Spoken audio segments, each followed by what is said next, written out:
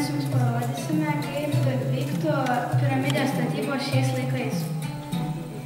Iš pradžių akmenų skaldyklose luitus tašė, krovė į lėktuvus ir per Širvintų upės potvynius skraidino į statybvietę.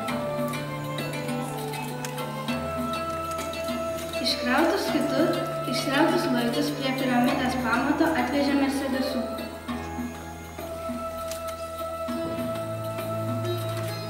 Darbui palengvinti nutiesdavo rąstų kelią ir kad nuo trinties neužsidegtų pylė benzino. Statybos vietoje kiekvieną luito šoną apdulkino akmenimis bei šlapiu smėliu, kol paviršius tapdavo lygus ir blizgantis. Tik tokie luitai tiko tolesnei statybai. Sukrautą piramidę padengdavo apdailos plokštėmis. Manoma, kad pirmąją piramidę pastatė senosios karalystės pradininkas Džozefas. Bet mes išsiaiškinome, kad ją pastatė Petras Gražulis. Bet kaip jūs galvojate, kas šiais laikais atitinka senovės Egipto piramidę? Gal Eifelio bokštas? O gal Vilniaus televizijos bokštas? Taip, jie tikrai yra kaip piramidės, tik kitokios formos dydžio. O kaip jūs galvojate, kodėl jie jas statė? Anksčiau jie statė turbūt todėl, kad pagerbtų faraoną, kad parodytų jo galybę. O dabar turbūt nori parodyti, statydami šitos prašmatnius bokštus, savo finansinę padėtį, pinigų turimą kiekį. Taigi čia pamatėte ir išgirdote šiuolaikinės piramidės statybą.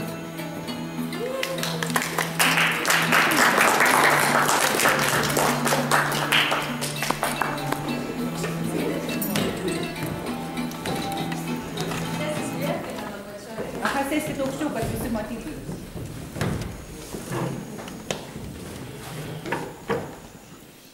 Kas patiko? Geras muzikinis fonas. Muzikinis fonas patiko. Kas dar? Ką supratot? Ką daugiau sužinojot? Kai buvo sakomas piramidės, ne?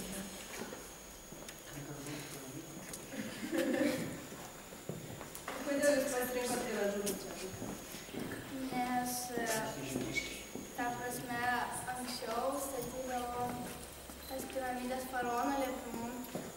Ir jis buvo kažkaip, ta prasme, kaip ir žymiausias tas to laikų, ta prasme, žmogus.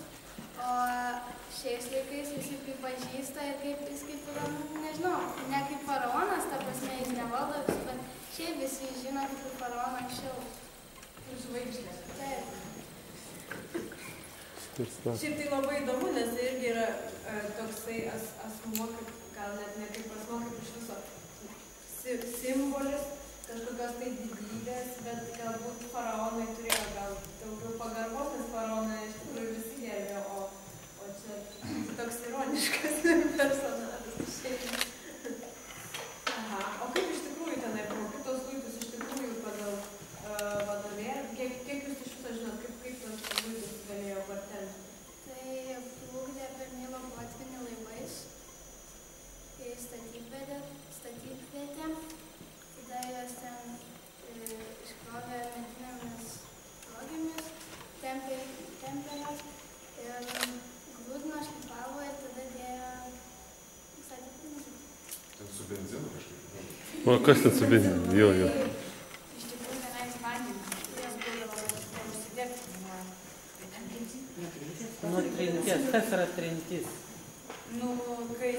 Jėga, kai... kuria vienas kūnas veikia į kitą, taip? Ir atsiranda kas nuo trinties? Šiluma. Gali užsidegti. Tai ar jūs manot, kad benzinas čia tam tinkama medžiaga? Tai pylė vandenį. Ai, benziną pylė?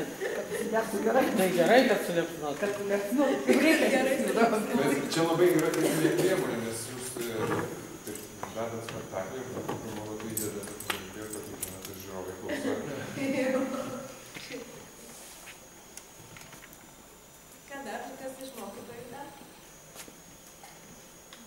Nu, man patiko labai gerai parinkti tie vaizdai senovinių tų piramidžių. Taip labai jau pats spektaklis Taip, bet vėl aš kabinuosi, aš pritrukau informacijos. Jo,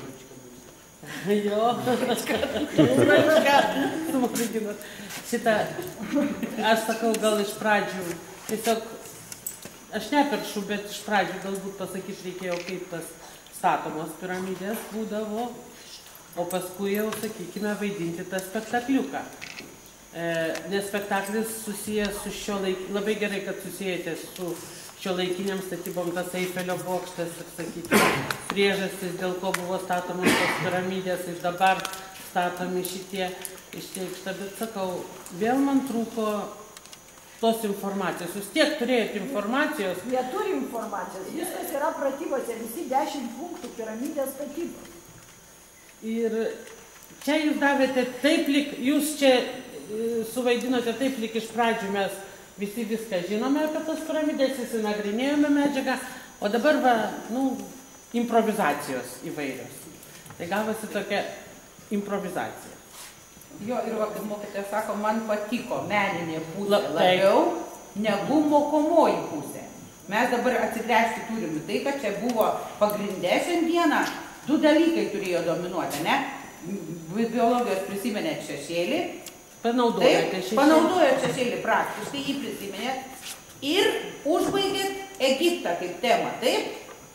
Tiesa, jau pradėsit su mokytoja kitą pamoką, visiškai kitą temą, Graikiją. Ir dabar užbaigėt ir visas žinias reikėjo panaudoti. Nu, tiems, kurie asilai čia sėdi ir nieko nežino. Mes. Nu, kas ten tam Egipte buvo, suprantat? Meninė pusė man labiau vertinga, aš 10 balų rašyčiau už meninę pusę ir kokius 5 balus tik tai už Egipto piramidžių teorinės medžiagos atskleidimą. Jums reikėjo čia vis dėlto šitai pamokoje atsiskaityti už Egiptą. Jūs pasirinkote temą, čia ne tik jums pastabos, čia visiems pastabos.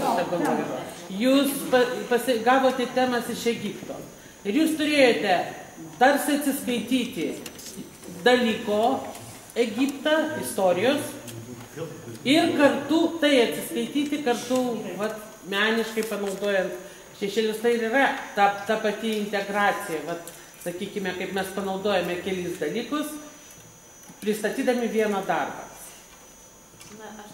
Sužinojame.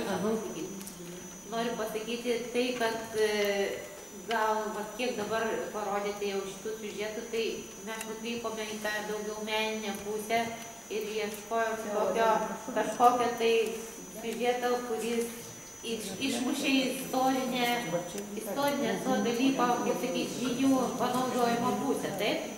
Patys pastebėjote, taip?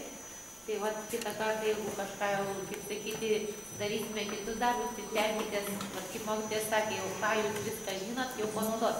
Žodžiu, sukoncentruoti tai, kas jau ir būtų svarbiau, bet kad ir kiti supras. Kaip jūs dabar įsivaizduokite, esate kaip ir aktoriai, bet ir kartu mokytojai. Jūs turės mus jau per trumpą laiką, per 5 minutės, iš karto išmokyti to, kokią temą jūs jau pasirinkę esate. Bet taip, kad būtų ir įdomus. Be abejo, sudėtingi yra, nes jūs pirmą kartą tai darėte, tai šaunuoliai iš tikrųjų. Jūs ginkitės dabar, ginkitės, sakykit savo nuomonę. Dabar jūsų pozicija, sakykit, o kodėl jūs taip darėte? Jūsgi turite teisę kalbėti. Jo, ne. Čiagi nieks dvejus. Jūs ginkitės. Čia mes diskutuojame labai... Gal mes neteisūs esame? Jo, gal mes kažką. Gal tikrai... Gal mes nepadarėm kažko, gal mes neatkreipėm, mesgi turėjom vaikščioti konsultuoti, gal mes neatkreipėm dėmesio konsultuodami. Ai, paskutinis, dėkui. Tiesiog, kad jau trūka baisiai. Taip.